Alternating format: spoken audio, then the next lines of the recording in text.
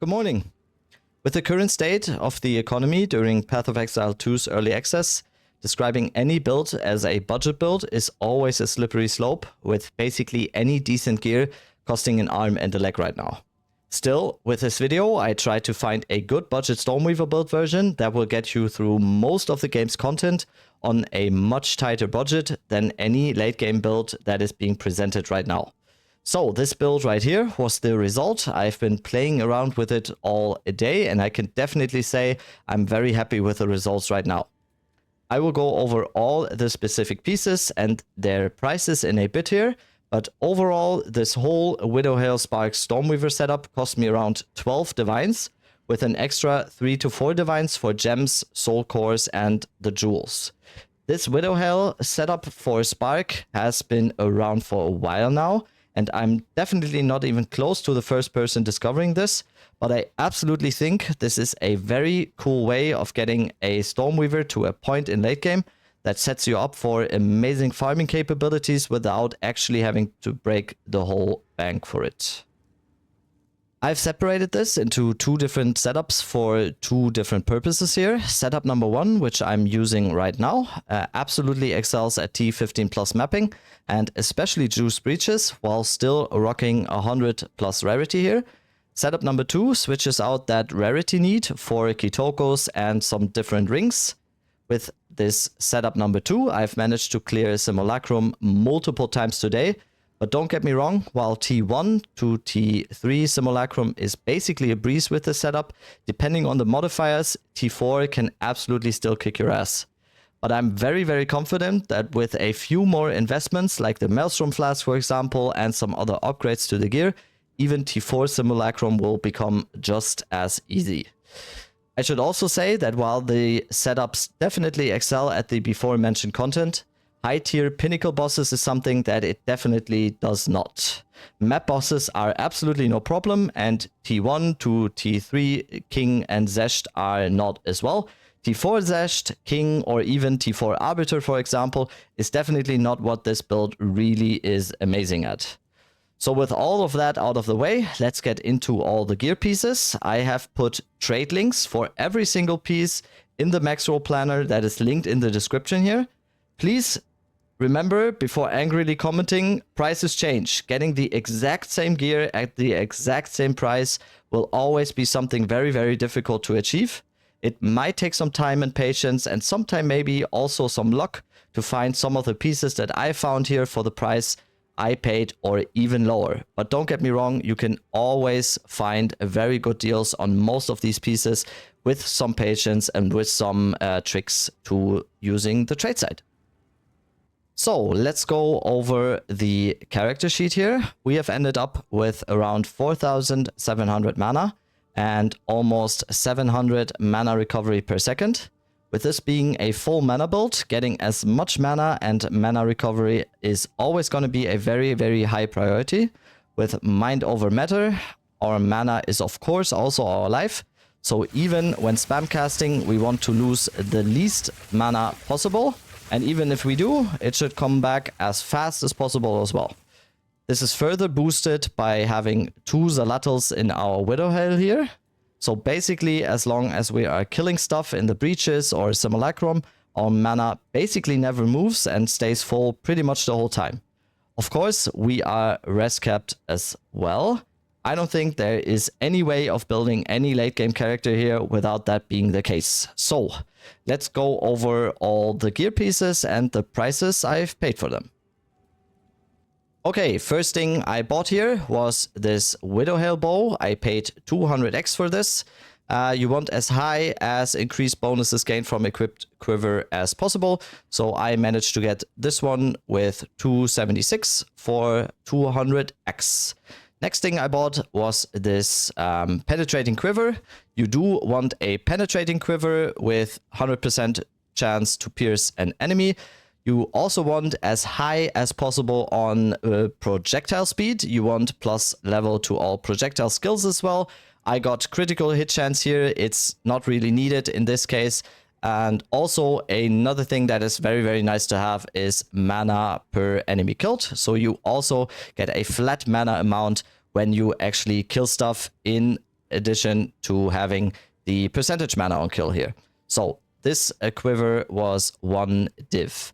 Next thing I bought was the Morior here. I bought a Morior with 4 sockets and corrupted to 12% to all elemental resistances per socketed rune or soul core. This Morior cost me 160x.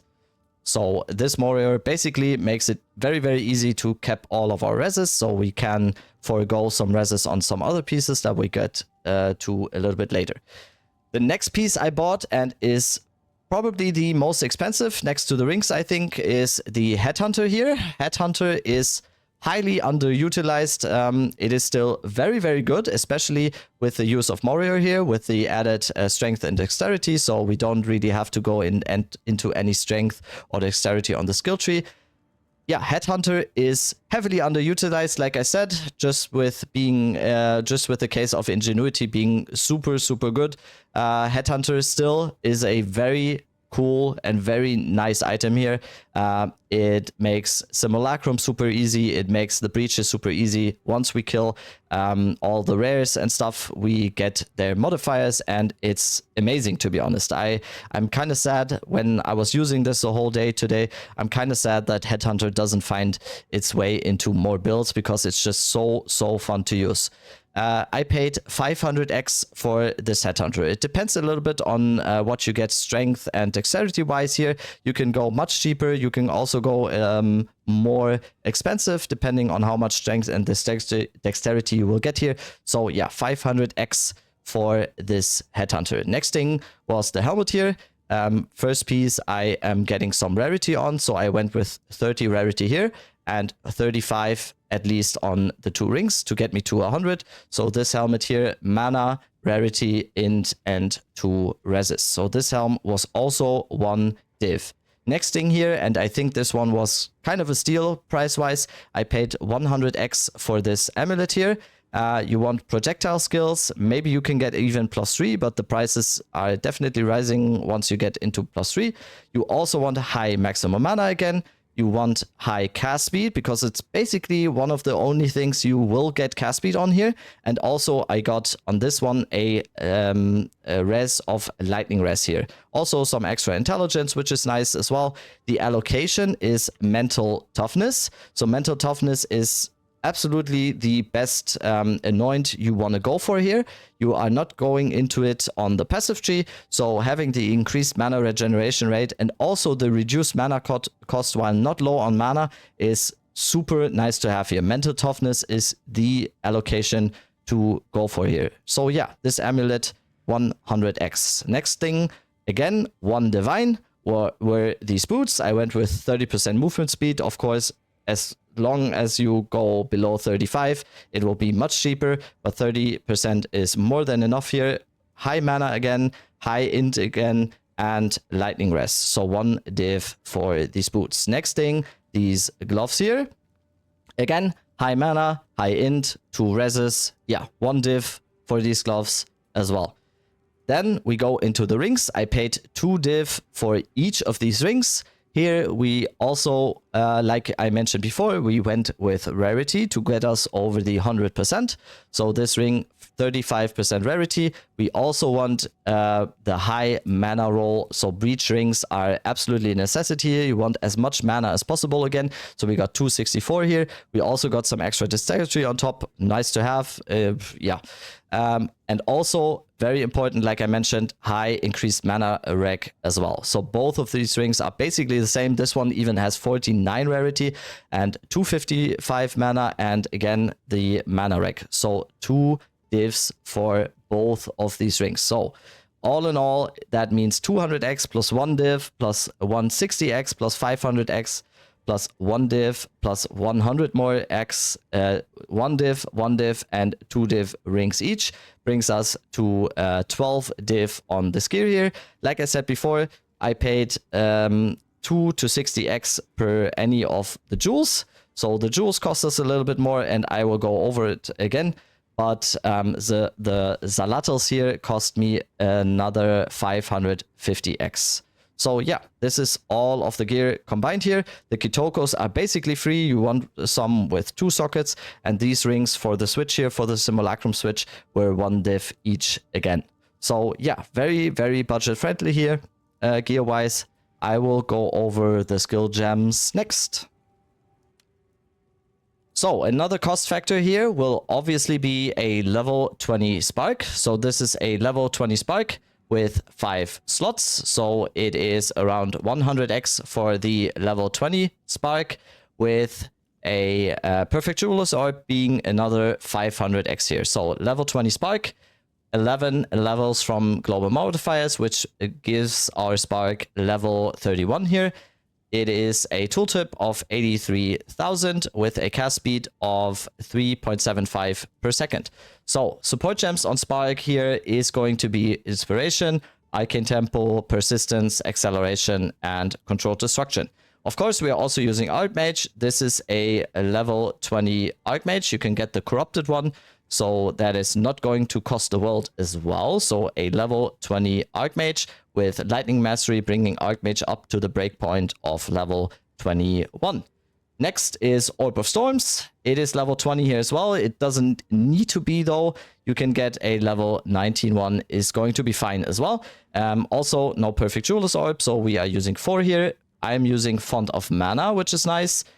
Strip Away, Conduction, and Lightning Exposure. We are also using Conductivity on Weapon Switch again, with Heightened Curse, Focus Curse, and Hexbloom.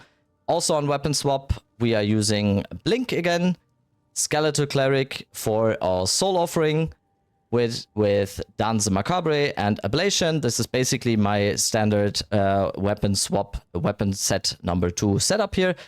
And I'm also, for this budget version here, I'm also using Flame Wall, which is a nice DPS increase for mainly Simulacrum here. So Flame Wall, level 19 with Fortress as well. This is all the skills we are using here. So just go over it again. Spark, level 20. If you can get level 21, basically a very, very nice upgrade. This is going to get you easily above 100k then with level 21. But yeah. Inspiration, Arcane Tempo, Persistence, Acceleration, and Controlled Destruction.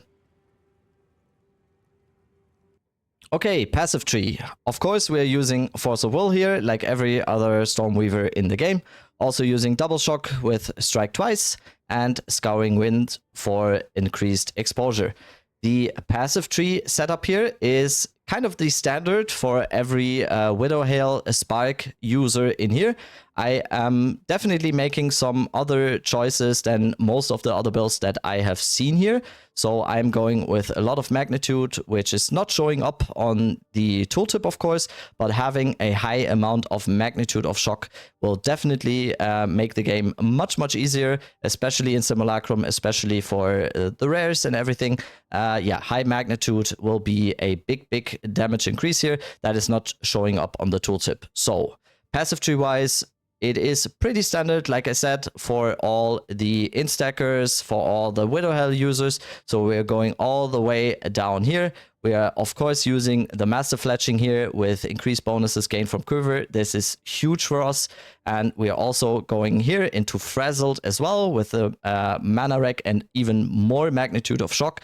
Paired with this one, we get even more Mana Wreck when we shock an enemy, and we get even more magnitude of shock with Alternating Current here, paired with Frazzled. Super nice to have. Also, we're using Wildstorm, of course. We are using Arcane Intensity, Raw Mana here. Of course, we're using Pure Power, which is always a given with any Lightning build here.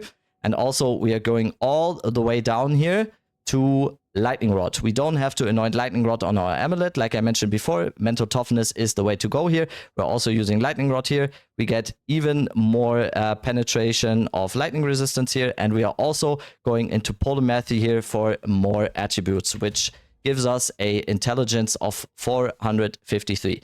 Like I said, with even more upgrades or with some more investments, you can go way over 500 here, maybe even 600. You can go with a Morio, with attributes and mana, for example, and then get the resistances somewhere else with some more invested here. But yeah, this is the passive tree setup that I am using here. it is, like I said now multiple times, it is basically the standard for every Widowhail user with the master fletching here and going all the way down here. And yeah, passive tree is going to be linked, of course, in the max roll. So last thing, jewels. Jewels will always gonna be most of the same here. I paid around 20x to sometimes 60x for the jewels. So we have 9 jewels. So jewels cost us around 300 to 400x here. It's always gonna be spell damage, elemental damage, and then on some of them, I also got increased chance to shock. Some cast speed on some of them, skill effect duration, whatever you can get, but mana rec as well. But yeah, it's always going to be spell damage and elemental damage, and then everything basically you can get for the price that you are paying. So elemental damage, cast speed, spell damage here, elemental damage, spell damage, chance to shock again. So yeah, spell damage, elemental damage, mana rec. I have linked the trade links for the jewels as well in the max roll. So yeah, you always want to get spell damage, elemental damage, and then anything on top you can get. So that is going to be it for this iteration of the Widowhail budget spark here. It has been very fun today to play with this. I think especially Headhunter, like I said before, I'm a little bit sad that it is this underutilized. You can of course go much higher invested here, and with the higher investments made into this can go much stronger as well. So this is very easy to upgrade from this point on into even stronger versions. So yeah, it definitely excels at doing breaches, at doing Simulacrum, for example, anything that involves killing high amounts of monsters. Like I said and mentioned before, killing bosses, not the strongest point here, but with some changes and even some more investments, again, could also be very possible. So yeah, if you like this kind of video, I would be happy if you throw me a follow or something. I stream every day, Monday to Friday, 8 AM CET on Twitch or also here on YouTube. So yeah, check out the stream if you want to. Let me know if you want to see this build on a higher investment level. The next thing is probably going to be that I am going to be doing my version of my build for the Lightning Conduit version. So yeah, look out for that. Thank you everyone for watching. Have a very nice rest to your day. Love you. Bye.